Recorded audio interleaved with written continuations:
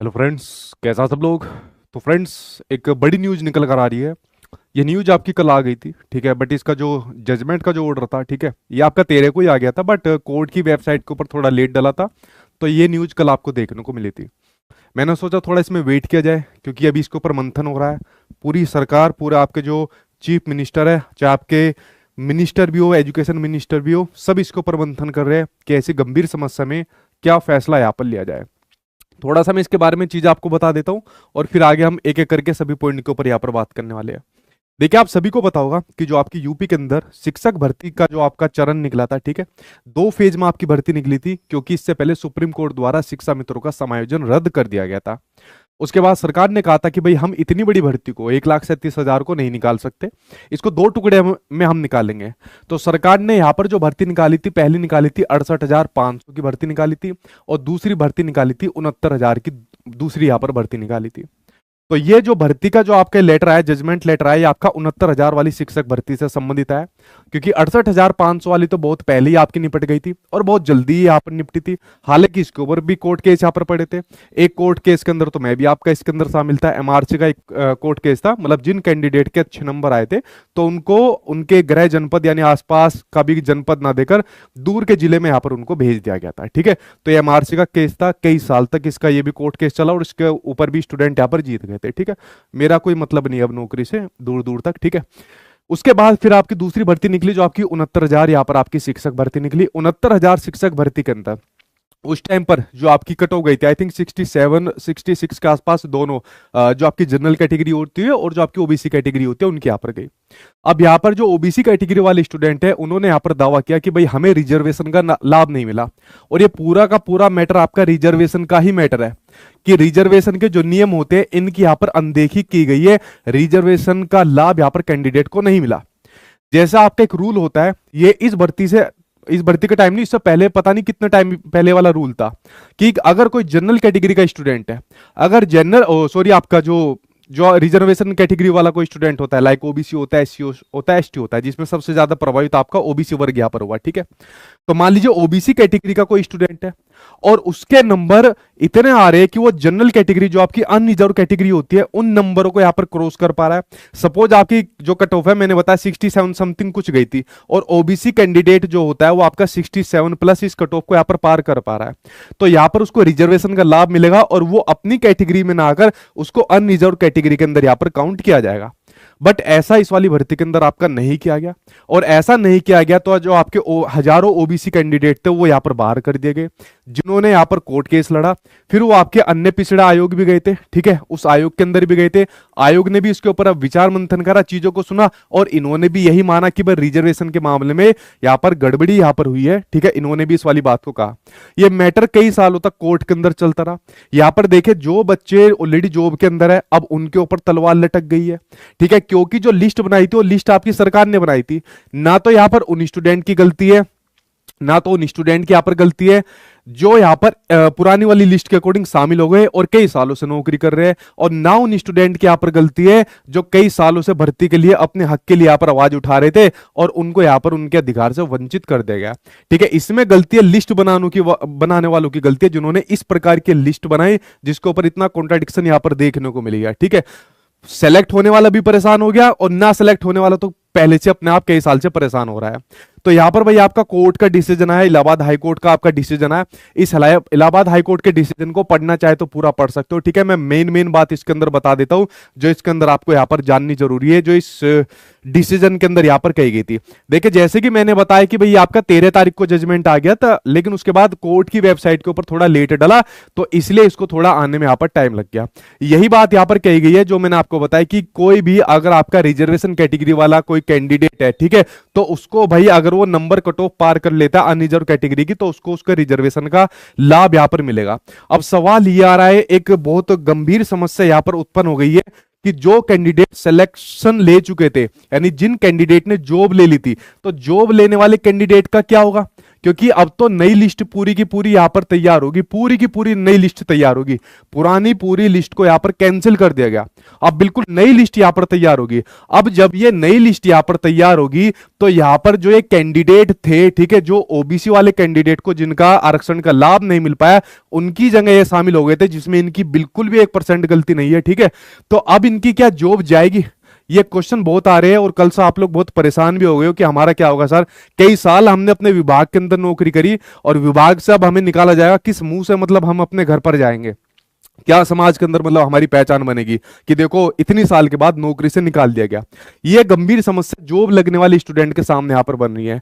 दूसरी गंभीर समस्या यहां पर आपको जो देखने को मिली है, जो यहां पर ऑलरेडी जो रिजर्वेशन वाले जो कैटेगरी वाले जो बच्चे थे जिनको रिजर्वेशन का लाभ मिलना था, वो अब कितने इसके अंदर आपके काउंट होंगे, एक इसके ऊपर विचार किया जा रहा है। तो अभी भी इसके ऊपर पूरा कोई अपना फैसला नहीं लिया गया। जो आपके यूपी के चीफ मिनिस्टर है, चाहे आपके शिक्षा मंत्री है, उनका मंथन चल रहा है, अधिकारियों के साथ मंथन चल रहा है। और जहां तक अभी मतलब जो एक न्यूज आ रही है वो ये आ रही है कि जिनकी यहां पर जॉब लग गई थी, भाई हम इनको यहां पर हटाएंगे नहीं, क्योंकि कोर्ट ने भी ये कहा है कि भाई अगले सत्र तक तो आप इनको हटा नहीं सकते, ठीक है, क्योंकि आपके बच्चों की शिक्षा यहां पर प्रभावित होगी। ठीक है भाई, कोर्ट का सम्मान है, कोर्ट की बात मानी जाएगी, लेकिन जो जॉब से निकाले जाएंगे उनका क्या यहां पर होगा?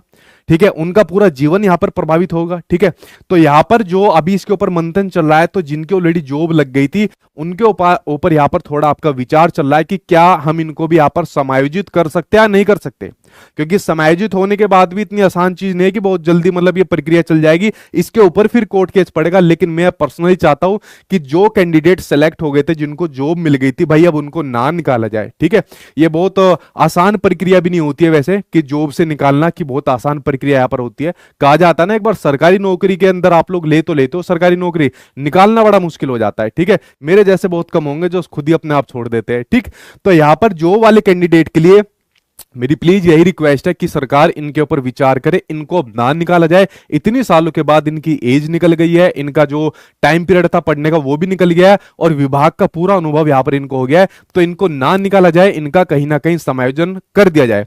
और जो यहां पर रिजर्वेशन कैटेगरी वाले स्टूडेंट है, जो अपने हक के लिए इतनी सालों से प्रयास कर रहे हैं, क्योंकि इनको तो वेतन भी मिल रहा था, इनको तो विचार को कुछ भी नहीं मिला, लाठी डंडों के अलावा इनको कुछ भी नहीं मिला, तो इनको भी इनके रिजर्वेशन का उचित लाभ देकर इनको भी आपके शिक्षा विभाग के अंदर इनको यहां पर शामिल किया जाना चाहिए। ठीक है, तो दोनों ही कैटेगरी वाले जो स्टूडेंट है, भाई दोनों में से आपकी किसी की गलती नहीं है, लिस्ट बनाने वालों की यहां पर गलती है, जिन्होंने यहां पर इस पुरानी लिस्ट को बनाया। ठीक है, जब ये लिस्ट आई थी तो मेरा पक्का मत था कि इसके ऊपर मतलब कुछ ना कुछ देखने को मिलेगा, बट ये थी कि चलो यार अब जॉब की प्रक्रिया चल गई है, शायद आगे इसके ऊपर कुछ प्रक्रिया अब देखने को ना मिले। ठीक है, ऐसा मतलब सभी का एक मत था। बट जब 68,500 के अंदर मैंने बताया ना, उस कोर्ट केस के अंदर मैं भी आपका शामिल था। ठीक है, तो यहां पर जब इस प्रकार की चीज आई थी तो 69,000 वाले बच्चों का कॉन्फिडेंस भी बढ़ा था कि भाई अगर वो इस प्रकार के बच्चों का उनका ट्रांसफर हो सकता है, तो हम तो यार हमारे लाभ वाले तो हम क्यों नहीं कर सकते। तो बेचारों ने बहुत एफर्ट लगाया, और एफर्ट लगने के बाद फाइनली आपके सामने ये प्रक्रिया यहां पर देखने को मिली है। तो मैं यही कहूंगा अगेन आपसे इस वीडियो के माध्यम से कि प्लीज यहां पर जो दोनों प्रकार के स्टूडेंट है, दोनों का उचित लाभ यहां पर मिला जाए, किसी को जॉब से ना निकाला जाए, और जो जॉब का हकदार था उसको यहां पर उसकी नौकरी यहां पर दी जाए। कल से ही जो यहां पर इस प्रकार की बॉन्डी लाइन वाले जो आपके बच्चे हैं ना, इतने परेशान हो रखे हैं, उनकी जिंदगी तो ऐसा लग रहा है कि बस पता नहीं कितना बुरा हो गया हमारे साथ में, और वाकई में बुरा है। ठीक है, तो देखिए इसके ऊपर फाइनल जो आपका फैसला है वो तो आपके यूपी के सीएम ही लेंगे कि फाइनल फैसला इसके ऊपर क्या करना है। बट जो भी फैसला हो यहां पर स्टूडेंट्स के हक में यहां पर होना चाहिए, क्योंकि अगर आपको कार्रवाई करनी है उचित, अगर किसी के ऊपर घेराबंदी करनी है तो उन लोगों के ऊपर यहां पर घेराबंदी करो जिन्होंने पहली लिस्ट यहां पर तैयार करी थी, रिजर्वेशन के नियमों की यहां पर अनदेखी करके करी थी। ठीक है, तो ये बात मैंने आपके सामने शेयर कर दी। अब अगर बात करते हैं न्यू सुपर टेट के बारे में, नया सुपर टेट कब आएगा, इतनी साल यहां पर हो गई। ठीक है, कभी कभी बीच में न्यूज़पेपर वाले फर्जी तरीके से निकाल देते हैं, कभी फेक वीडियो आप लोग देख ले। तो देखिए न्यू सुपर टेट के बारे में जब भी आप अपने यूपी के जो आपके एजुकेशन मिनिस्टर है, इनके दो स्टेटमेंट बड़े फेमस है। पहला स्टेटमेंट तो अब खत्म हो गया कि कोर्ट के अंदर जो आपके लंबित मुद्दे हैं पहले हम उनको सोल्व करेंगे, उसके बाद अगली भर्ती प्रक्रिया के ऊपर मैं आपका विचार करूंगा, जो आपकी अगली भर्ती है उस पर फिर मैं विचार करूंगा।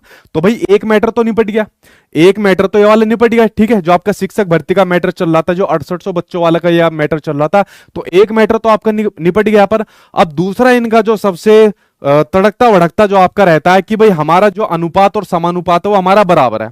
तो भाई समान जो आपके बच्चे हैं, ठीक है, स्कूल के अंदर जो आपके बच्चे हैं उनके अनुरूप यहाँ पर टीचर वाकई में नहीं है। ठीक है, आप एक बार दोबारा से अपने आंकड़े अपनी जांच में देखिए। ठीक है, आपको जरूर डिफरेंस मिलेगा। तो ये अनुपात समानुपात यहाँ पर बराबर नहीं है। ठीक है, कभी आप शिक्षा मित्रों को इसके अंदर इंक्लूड यहाँ पर कर लेते हो, बट उनको जो वेतन लाभ मिलता है वो बाकी के सामान्य टीचर जितना यहाँ पर नहीं मिलता है। ठीक है, तो इसमें आपको कुछ सोच विचार करना चाहिए और एक नई भर्ती प्रक्रिया देकर, ठीक है, नई भर्ती प्रक्रिया देकर जो आगे आने वाले बच्चे हैं जो यहाँ पर कई साल से तैयारी कर रहे हैं उनको भी यहाँ पर एक मौका देना चाहिए, और जो भी नई भर्ती प्रक्रिया है वो बड़ी यहाँ पर आनी चाहिए। ठीक है, क्योंकि इस वाले मामले में बहुत आपकी सरकार की किरकिरी अब हो चुकी है और पहले से कई सालों से भर्ती नहीं आई, तो इसके ऊपर पहले से ही किरकिरी हो रही थी। तो अगर आपको अपनी सरकार की छवि को सुधारना है तो पहले तो यहाँ पर जो बच्चे जॉब के अंदर लग रहे हैं और जो यहाँ पर कई सालों से संघर्ष कर रहे हैं इनको उचित तरीके से यहाँ पर उनको स्थान दिया जाए यहाँ पर। ठीक है, क्योंकि मैं नहीं मानता इसमें से दोनों की किसी गलती है। ठीक है, गलतियां आपके लिस्ट बनाने वालों की जिनकी यहाँ पर गलती है, और नई भर्ती प्रक्रिया यहाँ पर चालू कर जो कई साल से 5 साल से ज्यादा जिनको हो गया वेट कर रहे हैं, तो इनको नई भर्ती के अंदर भी एक मौका यहाँ पर दिया जाए। ठीक है, अब काफी समय इसके ऊपर हो गया है, काफी किरकिरी भी इस शिक्षक भर्ती के मामले में यहाँ पर सरकार की हो चुकी है। तो मेरे ख्याल से कुछ ना कुछ उचित विचार आपका सरकार द्वारा लिया जाएगा, और जो बच्चे पहले वाले 69,000 वाले चाहे आप लोग नए हो तो इनके ऊपर कुछ ना कुछ विचार करना चाहिए, अदरवाइज बहुत ज्यादा प्रॉब्लम आ सकती है बच्चों के साथ में आपको भी। ठीक है, तो फ्रेंड्स मुझे आज की वीडियो के अंदर ये खबर देनी थी, थोड़ा सा वेट कर लीजिए। जो बच्चे सेलेक्ट हो चुके थे पहले थोड़ा सा वेट कर लीजिए, कुछ ना कुछ फैसला जल्दी ही आपको देखने को मिल जाएगा। इसके ऊपर मंथन चल रहा है, शिक्षा विभाग के जो उच्च अधिकारी है उनकी सलाह ली जा रही है, एजुकेशन मिनिस्टर की यहाँ पर सलाह ली जा रही है।